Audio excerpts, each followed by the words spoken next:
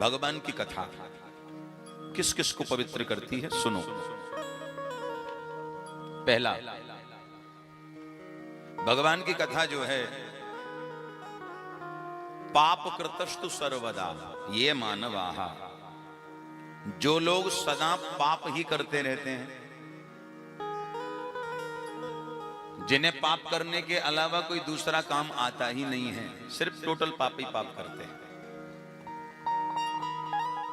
दुराचार रतः, जो दुराचारी हैं, बीमार गगा, जो कुमार्ग पर चल रहे हैं, क्रोधाग्नि दग्धा, जो क्रोध रूपी अग्नि में जल रहे हैं, जो क्रोधी हैं, कुटिलाश कामिन, जो कुटिल हैं, कामी हैं, ऐसे लोग भी यदि कलयुग में भागवताश्रय हो जाएं, भागवत की कथा श्रवण कर लें, तो वो भी पवित्र और पावन बन जाते हैं। बोलो राधे राधे।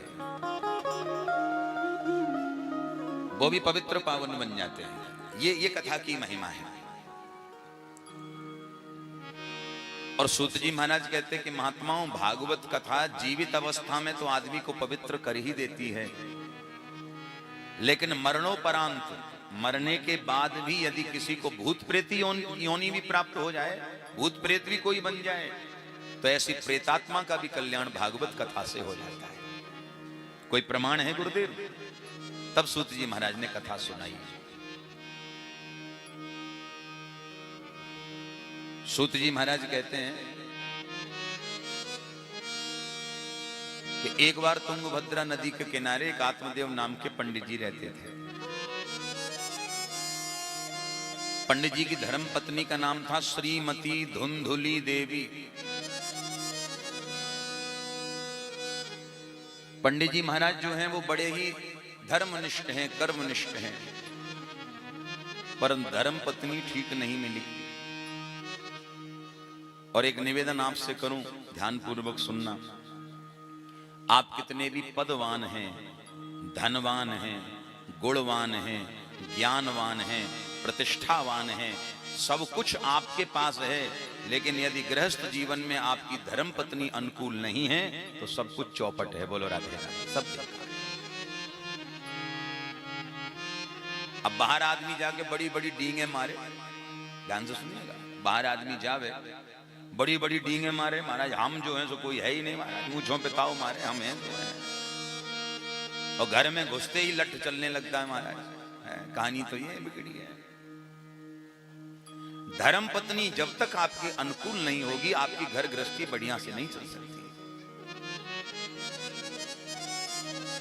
गोस्वामी जी लिखते हैं, जहां सुमति तहाँ संपत्ति नाना, जहां सुमति तहाँ संपत्ति नाना, जहां कुमति तहाँ विपत्ति निदाना, जहां कुमति तहाँ विपत्ति निदाना, जहां सुमति तहाँ संपत्ति नाना, जहाँ सुमति तहाँ संपत्ति नाना, जहाँ कुमति तहाँ विपत्ति निदाना, जहाँ कुमति तहाँ विपत्ति निदाना। पारस्परिक प्रेम हो पति पत्नी में, तो जीवन जीने का बड़ा आनंद होता है।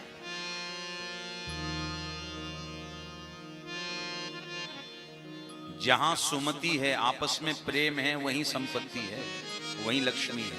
अच्छा, लक्ष्मी भी ऐसे घर में आके बड़ी प्रसन्न होती है कि चलो अच्छे घर में आए, सुख शांति है। और जहां सवेरे उठ के दरिद्रता फैलने लगे, लाठी चलने लगे, झगड़ा होने लगे, तो लक्ष्मी भी माथा पीटती है अपना, कहां आके फंस गई इस घर में, और फिर जल्दी से उस घर को त्याग देती है, छोड़ देती है। इसलिए हमेशा एक बात का ध्यान रखें कि प्रयास ये रहे कि कलह न हो, झगड़ा न हो। भगवान को ये पसंद नहीं हो, लक्ष्मी तो खासकर पसंद नहीं करती। लक्ष्मी वहां टिकती है जहां सुख समृद्धि हो गए, शांति हो गए, वहां लक्ष्मी खूब कृपा करती है। पति पत्नी में प्रेम ही होना चाहिए, नहीं तो आजकल तो महाराज बड़ा मामला गंभीर है। बड़ी समस्या है परीक्षित जी, बड़ी समस्या। एक बार क्या हुआ, एक पति ने अपनी पत्नी से कहा कि तू सूर्यमुखी और मैं चंद्रमुखी। पति कहना पत्नी से कि तू सूर्यमुखी और मैं चंद्रमुखी, और तू मुझसे दुखी मैं तुझसे दुखी। तू सूर्यमुखी मैं चंद्रमुखी, तू मुझसे दुखी मैं तुझसे दुखी। चलो फिर एक काम करते हैं कि छत के ऊपर चलते हैं और वहां से दोनों ही छलांग लगाते हैं, फिर तू भी सुखी और मैं भी सुखी। बोलो राधे राधे। ऐसा जीवन किसी काम का नहीं भैया।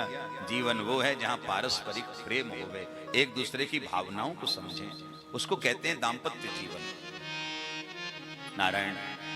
तो जीवन बिगड़ गया आत्मदेव का, क्योंकि पत्नी अनुकूल नहीं मिली। बहुत समय हो गया घर में कोई संतान नहीं हुई। आत्मदेव को पड़ोसी बुरा बुरा कहने लगे कि आत्मदेव सवेरे सवेरे तुम्हारा मुंह देखते हैं तो हमारा दिन खराब हो जाता है, तुम निसंतान हो। अब सुनते सुनते भैया, एक दो दिन कोई सुनाए तो आदमी सुन सकता, लेकिन रोज ही सुनाए तो क्या करेगा। आत्मदेव ने कहा आत्महत्या ही कर लूंगा, मर जाऊंगा। सो एक नदी, एक सरोवर के किनारे आ गए और उसमें डूब के आज जीवन की लीला को समाप्त करना चाहते थे। उसी समय एक महात्मा जी सामने से आ गए। ए ब्राह्मण देवता, रुको भैया, क्यों मरना चाहते हो? बड़ा अनमोल जीवन है, ऐसे ही नहीं मिल जाता। तुम ये बताओ मरना क्यों चाहते हो? आत्मदेव ने देखा संत है, महात्मा है, चरण पकड़ लिए। बाबा देख धनम चानपत्यश देख कुलम संतति बिना। उस धन को धिक्कार है जिसका कोई बारिश न हो, और उस कुल को धिक्कार है जिसमें कोई संतान न हो। तो महाराज सब कुछ हमारे पास है, लेकिन एक संतान की ही कमी है। अब संत तो संत ही होते हैं महाराज। संत ने समझाया, बेटा ये संतान का चक्कर छोड़ो। जो आनंद इस फकीरी में मिलता है ना, वो आनंद अमीरी में भी नहीं है।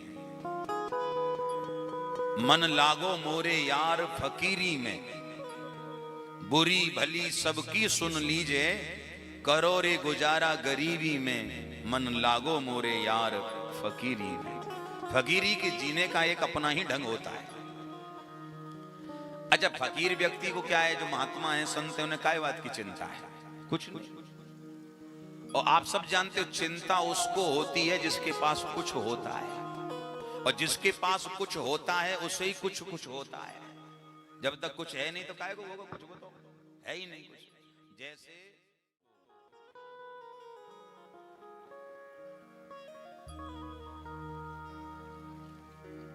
संत ने समझाया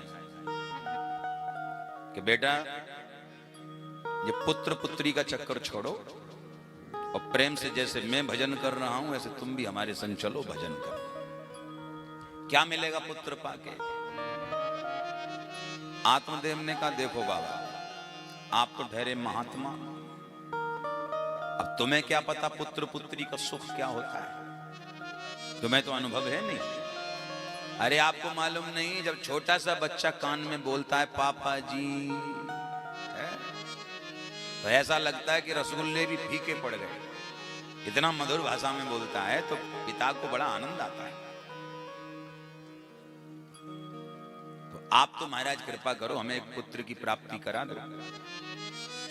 संत ने कहा, बेटा हमने तुम्हारे ललाट की रेखा पढ़ ली है और एक निष्कर्ष निकाला है। क्या?